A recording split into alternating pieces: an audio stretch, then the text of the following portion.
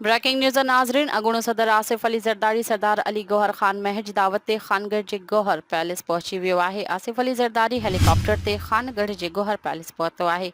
सरदार अली गौहर ख़ान महर जी Pakistan peoples party में शमूलियत बाद आसिफ ज़रदारी अॼु ख़ानगढ़ संदसि दावत ते पहुतो आहे। सरदार अली गौहर ख़ान महर गौहर पैलेस अंदर ही आसिफ अली ज़रदारी जी आजियाणी में जलसो मुनक़िद कयो वियो आहे।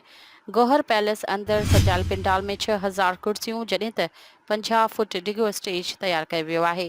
जलसे में महर ग्रुप जा अॻवान तोड़े पीपल्स पार्टी जा अहम अॻवान शिरकत समेत हज़ारे माण्हुनि शिरकत कई आहे। सरदार अली गौहर ख़ान महर पीपल्स पार्टी सां नाराज़गी सबबि 2018 जी इलेक्शन जे GDA जी टिकट तां चूंड विड़ियो हो। महर भाइरनि पारां हिकु भेरो ॿीहर पीपल्स पार्टी सां रंजिशूं ख़तम करे हिकु भेरो ॿीहर पीपल्स पार्टी में शामिल थी विया आहिनि, जंहिंजो ऐलान अॼु ख़ानगढ़ में गौहर पैलेस ते आसिफ अली ज़रदारी जे ख़ानगढ़ में हिन जलसे में कयो वियो आहे।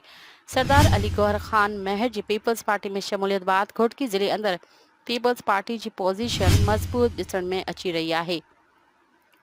ब्रेकिंग न्यूज़ नाज़रीन जेका हिकु दफ़ो ॿीहर दोहराईंदा हलो अॻूणो सदर आसिफ अली ज़रदारी सरदार अली गौहर ख़ान महर जी दावत ते ख़ानगढ़ जे गौहर पैलेस पहुची वियो आहे। आसिफ अली ज़रदारी हेलीकॉप्टर ते ख़ानगढ़ जे गौहर पैलेस पहुतो आहे। सरदार अली गौहर ख़ान महर जे PPA में शमूलियत बाद आसिफ ज़रदारी अॼु ख़ानगढ़ संदसि दावत ते पहुतो आहे। सरदार अली गौहर ख़ान महर गौहर पैलेस अंदर ही आसिफ अली ज़रदारी जी आजियाणी में जलसो मुनक़िद कयो वियो आहे। गौहर पैलेस अंदर सजायल पिंडाल में 6000 कुर्सियों जॾहिं त 50 फुट डिघो स्टेज तैयार कयो वियो आहे। जलसे में महर ग्रुप जा अॻवान तोड़े पीपल्स पार्टी जा अहम अॻवान इन्हनि जी शिरकत समेत हज़ारे माण्हुनि जी शिरकत कई आहे। सरदार अली गौहर ख़ान महर पीपल्स पार्टी सां नाराज़गीअ सबबि 2018 जी इलेक्शन GDA जी टिकट तां चूंड विड़ियो हो।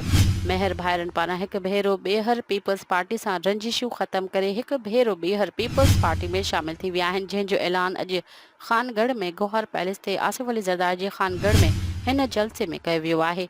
सरदार अली गौहर ख़ान महर जी पीपल्स पार्टी में शमूलियत बाद घोटकी ज़िले अंदर पीपल्स पार्टी जी पोज़ीशन मज़बूत ॾिसण में अची रही आहे।